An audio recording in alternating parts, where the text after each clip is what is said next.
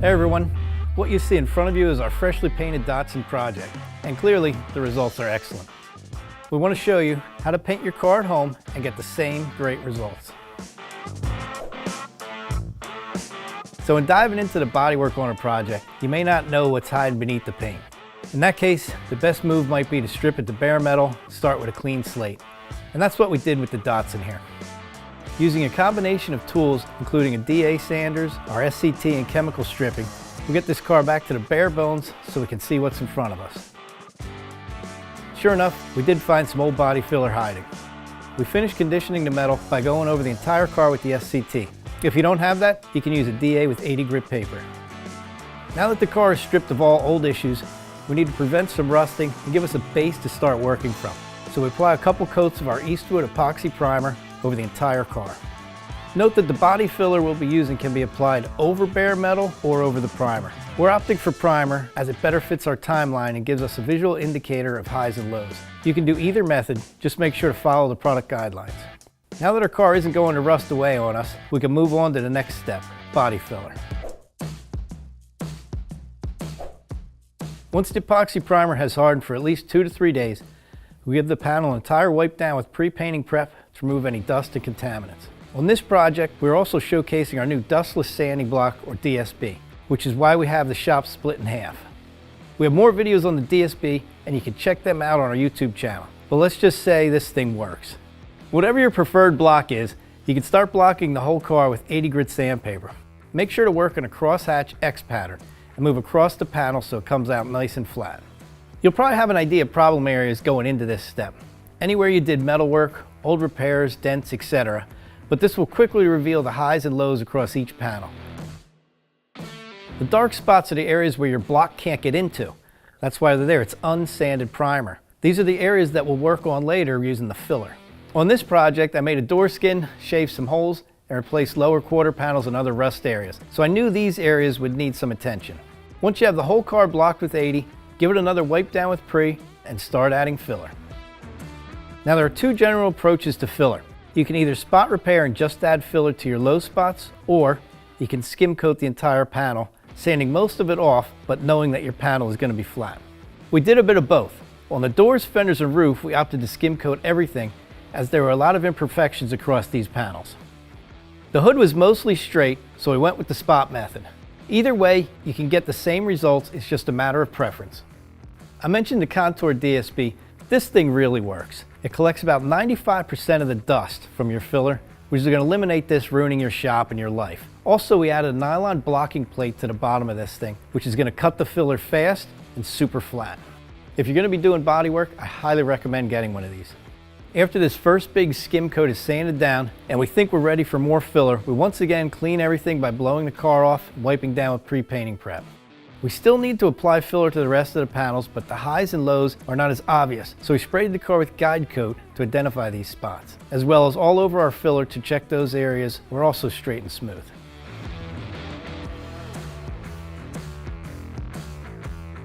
Now with our highs and lows identified, we can continue sanding the car with 80 grit, applying filler as necessary to the dark low spots, and checking with guide coat until we get the car pretty straight.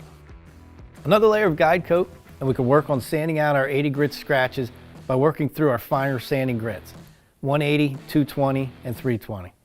You'll know you can move on when you no longer see scratches in the guide coat from the previous grit.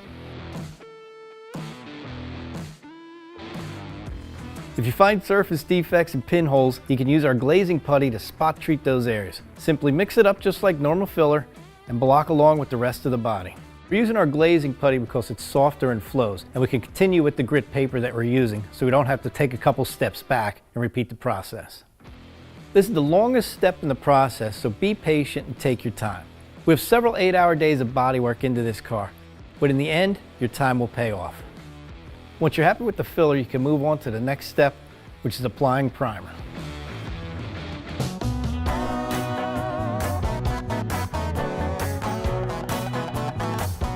Our bodywork is looking good, and we're anxious because we're ready to start moving towards paint. Just like anything else, there are a lot of preferred methods and workflows when going from metal work through primer and paint. Production shops will often coat with just urethane primer, while a show car might get 2 or 3 rounds of high build polyester.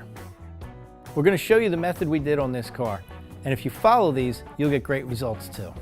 For our first coat, we're going to use our Optiflow epoxy primer. We'll go with epoxy to seal all the bodywork up because it has great adhesion to both metal and filler. The kit also makes it super easy for anyone to do in their driveway or shop without needing an air compressor, paint gun, or worrying about overspray. The kit includes everything you need to apply, including trays, mixing cups, and rollers. We use the included 2K Aerospray cans to hit all the hard to reach areas and then roll 2 coats of epoxy working from the hood back, panel by panel. Next, we let it get nice and hard for a couple days before blocking with 320 grit. This stage is also pretty rewarding because we get to evaluate how the car is looking in one solid color. At this point, you can go one of 2 ways. Urethane primer if your bodywork is pretty straight and ready for paint, which we also offer as part of the Optiflow system. Or if you still have some sanding scratches, you can spray with our polyester primer. Polyester primer is like sprayable body filler and is designed to fill the small imperfections. It's great for beginners as it's an extra chance to get your panels straight before paint. We opt for the polyester to fill in some remaining sanding scratches we had missed and to help sharpen up those body lines one last time. We do 3 full coats of the polyester and let it set up over the weekend. Our gun settings are 30 to 35 PSI, a 2.0 needle nozzle, 12-inch fan pattern, and 3 wet coats with about 15-minute flash time in between.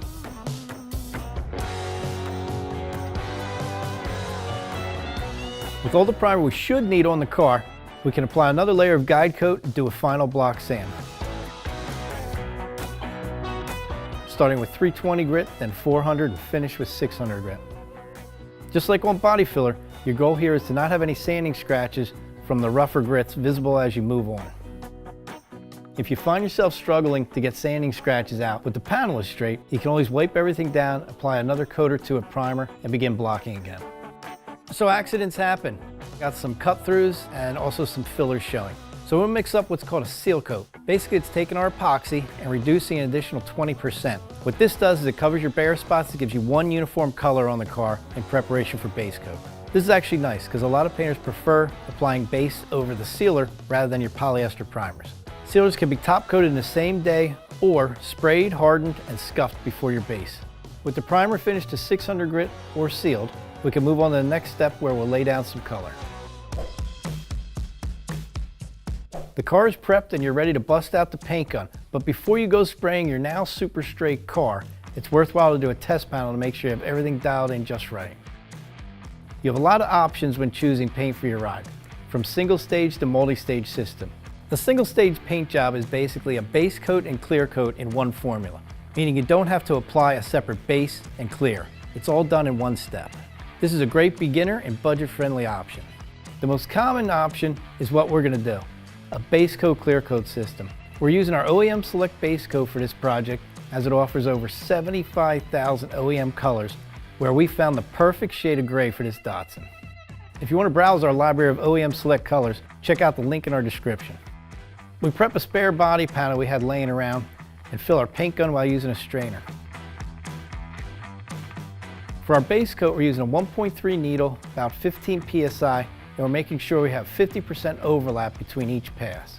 You'll start by spraying color on your edges and then making even passes back and forth across your panel. We're not laying clear, so we want it to be a medium wetness, not glossy, with about 15-minute flash time between coats. We apply 3 coats, then since this is a metallic, we'll opt to do a drop coat. A drop coat is your final pass to make metallics lay out nice and even. To do one, lower the pressure a few PSI. Move about double the distance away from the panel, and in a movement as you see here. If you're not spraying a metallic, you can skip this step and move on after 3 coats of base. Moving on to our clear coat. We're using our premium show clear and medium activator as it's about 72 degrees in our inflatable booth. The clear needs to be mixed with the activator at a ratio of 4:1. Using the mixing cup, you'll find a 4:1 ratio column. Add clear to the fill line. Next, take your activator and add to the corresponding fill line. Then use a stirrer to mix. We set the gun up with the same 1.3 needle, 28 PSI, and a 10-inch fan pattern. While not necessary, we have to do a tack coat on the first pass. A tack coat is a semi-dry coat that helps promote adhesion and prevent runs. Then follow up with 2 wet-on-wet coats with about 15-minute flash between. Our test panel came out great, so now we can apply these techniques to the car. Now here's where we face another decision. How do you get color and clear on the jambs of the car, also known as cut-in? You can either blow the car apart, paint the jambs, panels, and body individually, or you can paint the jambs specifically, reassemble, and then paint the body. For cut-in, the goal is to paint all the areas that aren't accessible once the car is assembled. So we pop off the doors, deck lid, and open the hood so we can reach these spots. Now you can tape up the car to prevent overspray in the interior and underhood using a technique called back taping. This is where we tape on the back side of pinch welds and seams so we don't create hard tape lines. We wipe down with pre-painting prep. We follow that up with a tack rag, which is a sticky cloth that will pick up any remaining dust, dirt, or lint. With the car clean, we can start spraying, focusing on the jambs and letting color blow onto the body. Now we'll address this later.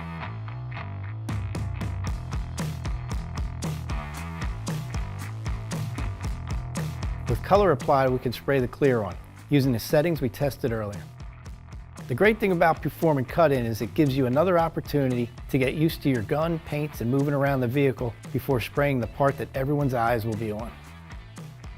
With that finished, we let our paint get hard for 2 days, bolt the panels back on, and move on to painting the body.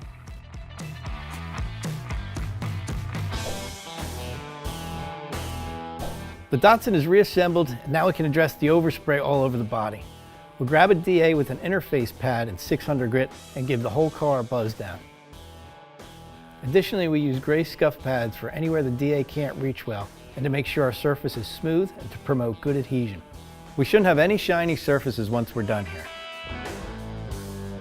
Next, we're on to final prep for paint. We blow the car off and wipe down with pre-painting prep. Now we can tape up everything we don't want paint to get on. For us, this means all the windows, underhood, taillight gaps, and our freshly painted jambs. So we use a combination of back taping, which we discussed earlier, and foam tape to get this job done.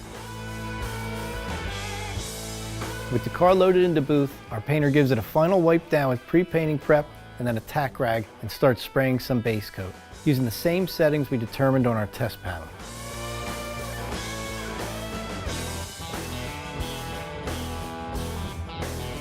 After 3 coats, plus the drop coat, she's on to clear. One note here is to make sure you maintain a wet edge while moving around the full car. For example, move from the quarter to the door to the fender. Don't jump around the car. You want to avoid spraying over clear that has flashed, as it won't lay out nice. After 2 good coats, we're all finished. We don't have a heated booth, so we'll let this sit for as long as we can before disturbing. For us, that was about 3 hours in the booth, then we're able to move it out into the studio and let that cure over the weekend. And voila, you now have a freshly painted car.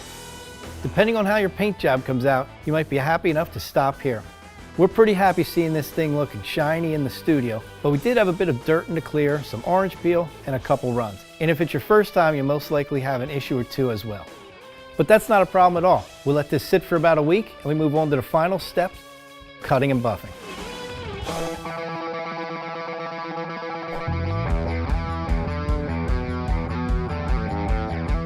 Alright, so you've bodyworked, primed, sanded, and painted. But maybe you have a few issues that happen to everyone in the booth. We'll start by addressing the runs, and then we'll talk about cutting dirt and orange peel. I tackled the run by dry sanding with 800 grit on a block. You can focus on the high spots and do a slight bit of cross blocking as you get it close to flat. Once it's about 90% there, switch over to wet sanding with 1000 grit until it's completely flat using the cross blocking technique. Now our run's gone, but we have orange peel, dirt, and 1000 grit scratches in our door. All of these get addressed at once. Take 1500 grit on a DA, an interface pad, and wet sand the entire door, including over the now flat run, making sure to avoid your edges though. Periodically wipe down the door so you can check your progress. Once the texture is gone, shown here, we hit the edges and body lines with our 1500 by hand, and then switch over to 2000 grit on the DA for a few more passes to make sure our 1500 grit scratches are all sanded out. Now our door is super flat and we just need to bring that shine back. To do that, we recommend using a 3-step system, starting with an aggressive cutting compound, wool pad, and finishing with foam pads and polishing compounds. Applying your cutting compound to the face of the wool pad and spread it around the panel you're working on. Then add a little speed to the buffer and coat the work area in an even layer. Now this part will take a little practice. Ramp up the buffer to full speed and move across the panel with a little bit of pressure. You want to keep the pad as close to flat as you can. I typically ride the right-hand side and move horizontally along the panel. This keeps the pad spinning down and gives me the best control. After several passes in an area, you should start seeing that shine come back in your panel. Once your panel has the shine back and it's not coming up any further, wipe it down with a microfiber and move on to the next foam pad in step 2 compound. The goal for step 2 is to remove any haze left behind from step 1. The process is the same, just with foam, and you won't need to hit this as long or as aggressively. Finally, repeat for step 3. Now our door is show car flat with no runs, dirt, or orange peel. We spent about a day addressing the rest of the car, and bam, show car Datsun. The results really speak for themselves here. This thing looks amazing.